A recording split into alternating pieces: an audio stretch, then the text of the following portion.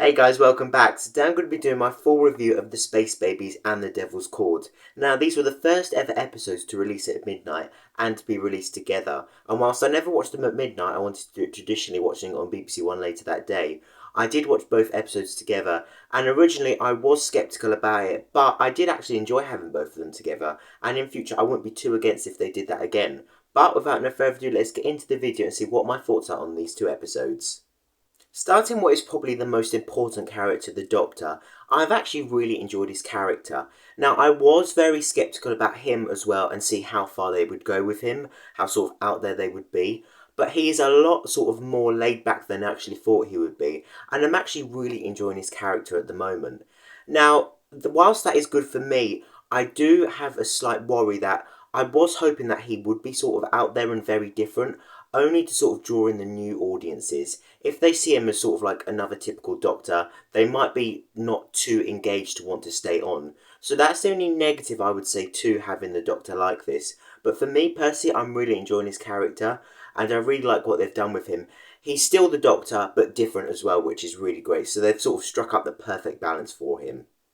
Ruby as well, I'm really enjoying her character. She's very fun, just like the Doctor himself. They are sort of the perfect match. They do go very well together. Say, for example, like the 11th Doctor and Amy, they're sort of the perfect match. So I really like what they're doing with her. Something that I'm surprised at, but I'm really glad they're doing, is there seems to be a lot of mystery around Ruby herself, not necessarily her mother. Whilst there is her mother there, and the mystery around that, there seems to be a lot of mystery about Ruby herself. So I've really enjoyed this, and it was quite a surprise, but I'm really glad they're doing it, and I'm so intrigued to see what's actually going to happen. Now, looking at the Space Babies as a whole before I get into the details itself, it was a decent, enjoyable episode. A decent opener, slightly strange but still enjoyable. The first thing we are given is the updated Vortex. Now, this was much a surprise to me, and I really did like what they've done with it. The shots feel far less random, and I do like the new shot they've put in. It looks extremely cool. Not only that, but the logo feels far less flat. So I really like the updates they've done, and it really helps to separate it from the 60th anniversary, which for me is a really good thing. Like what was expected, the episode goes literally straight from the Christmas Day episode, and I really like how it was all shot. Really enjoyable. For Ruby, it was no time at all, but for us, it was 5 months. So it was really cool to literally get straight into it from the Christmas Day episode. I thought the Doctor's explanations to Ruby and how everything works was done very well. It was brief but well explained, so for the casual viewer, it was sort of explained, but for the more hardcore fan, we didn't have to sort of go through it all again. There was also some nice links back to the Timeless Child and adoption, Gallifrey, the mention of the Rani, so that was all really cool. And something I really liked is that this Doctor didn't wallow in self-pity about Gallifrey being gone and the genocide. So I really like that. It sort of gives the more purpose to the 14th Doctor, giving him time to get over it and allowing the 15th Doctor to actually enjoy his life. And he did give some good explanations as to how he keeps going, so I really like how they handled that. The scene with the dinosaurs and Ruby was very enjoyable. It was like a mini episode in the episode itself, and it's finally given us that answer we've all had since 2007. An unusual thing in the episode was the mention of Star Trek and the Doctor saying that they should visit them. Is this a hint towards something like that happening in the future? Like they did with Agatha Christie, you never know. It is also here where the Doctor mentions about how most of the universe is knackered when talking about the chameleon circuit, which is a nice reference back to the Flux as well. One of the weak parts of the episode I personally felt was about the bogeyman and why the Doctor was scared, and because the sound was made at a certain pitch to scare people, and then it was created to scare people. I just felt that was quite a weak explanation. The Doctor's seen a lot in his time, so for him to be scared of that because of those reasons, I just felt was a bit too weak of a sort of explanation.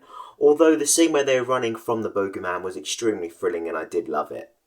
Like at the end of the episode where it's sort of a callback to Amy's pregnancy scan and finding out who Clara is, where the Doctor sonics Ruby's phone as she calls thousands of years back in the past to speak to her mum, really does remind me of Rose on Platform 1, and the mention of how much it would cost as well was really cool, so I really like that reference. I thought the babies were really sweet, but the episode contained some really sad scenes as well. Like when they didn't know why their parents left them and they were left for 6 years. That was really sad, as well as the babies thinking they grew up wrong. This is where the Doctor gave such a heartwarming sort of explanation of why being different is a superpower. And I really liked how he did that. The Doctor was really great with the babies. And Ruby was really great as well, so that was really nice to see that from them.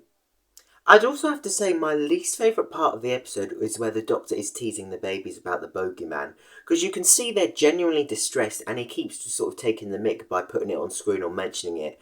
So that doesn't feel very doctory to me. He's deliberately scaring them, and I didn't understand why he did that. So for me, that's the weakest part of the episode because it sort of undoes what he was just doing, being really great to the babies. So for me, that is probably my least favourite part of the episode itself. Something which is very subtle and such a coincidence, I think, is the link between the Nan-E and Trin-E. Now, Nan-E was obviously what it was called, but Trin-E was the Trini bot from Trini and Suzanne in the Parting of Ways two-parter. So I really like how that was sort of a reference back and a play on that word again. Like mentioned, a lot reminded me of Clara and the scene where the Doctor and Ruby sort of talk and the Doctor gets that flashback. I really did enjoy that because it was very creepy, but it gets you really engaged and interested to find out what's going on. And this is where you sort of learn that there's mystery surrounding Ruby, not just her mother. And the fact that the mother was sort of pointing at the Doctor as well is giving us more clues, more hints towards what's going on. So it's really exciting. I really loved how they filmed that scene because it was just so unexpected. And I really did enjoy it because it was quite creepy as well with the music. Now, this was the first appearance of Susan Twist in this series, and her appearance in this one really did remind me of Rose appearing on the screen. I definitely feel like now we've had her in both episodes, she's going to appear in every episode at least once. Why that is, though, remains a mystery, but I look forward to finding out why that is as well.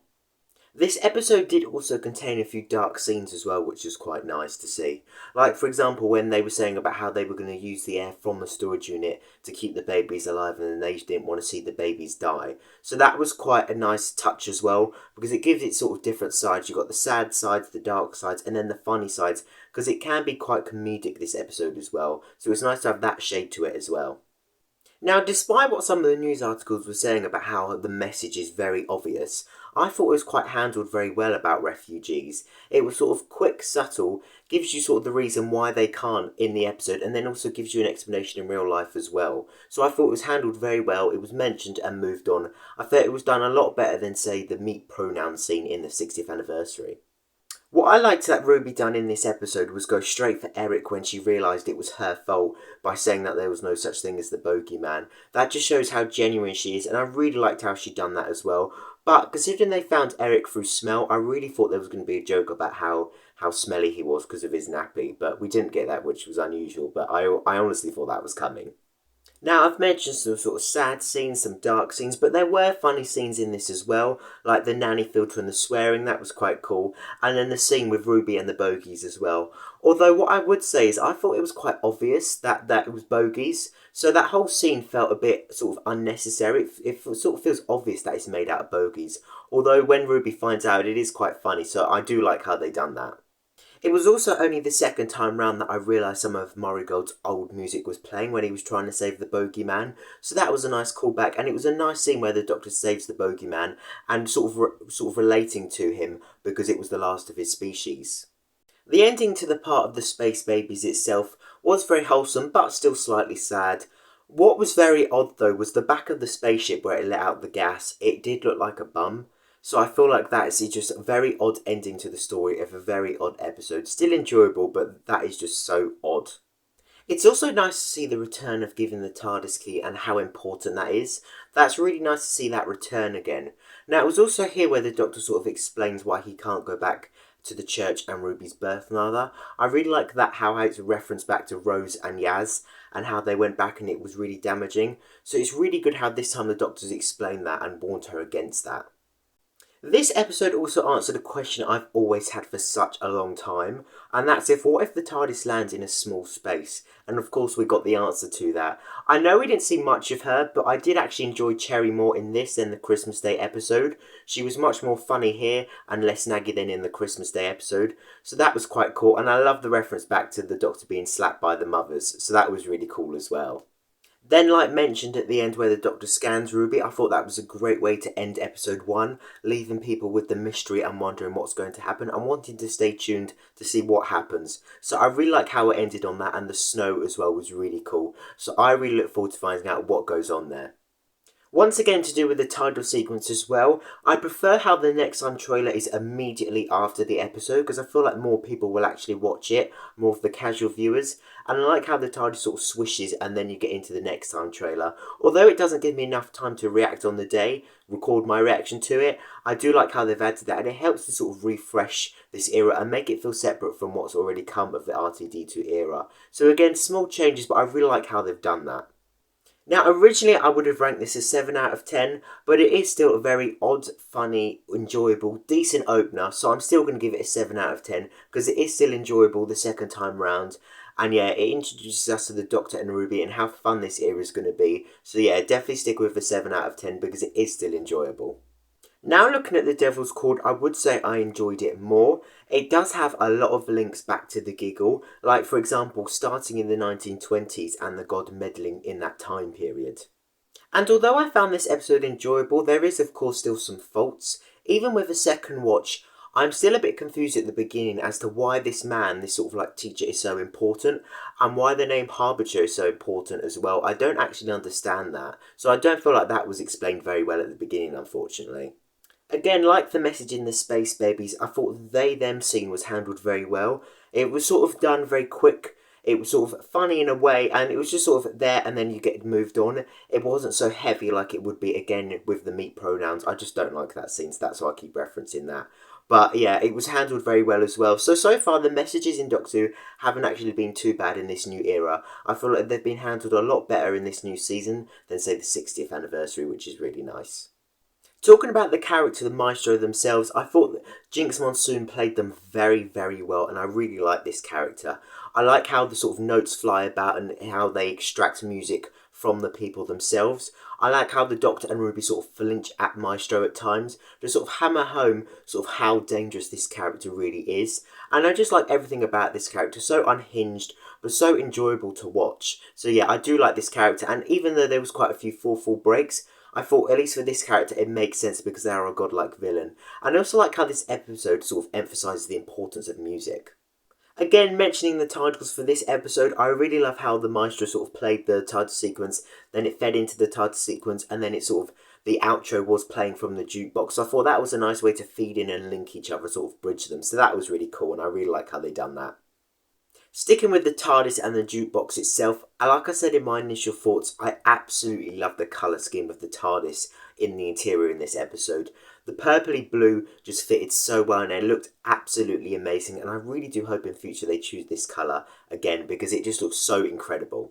An interesting choice they've gone with is the fact that this episode, between the Space Babies and the Devil's Chord, in Ruby's world takes a place about 6 months apart, which is very unusual for a second episode, and quite unusual that it's happening in June or July for Ruby, considering the series was meant to air in January and is airing in May. So it's funny how they've gone with June and July, and don't forget it's probably longer for Ruby because we know in the TARDIS you spend a lot longer than on sort of Earth months. So although it's 6 Earth months for us, it's probably been a lot longer for her. So it's quite an interesting choice how they've done that.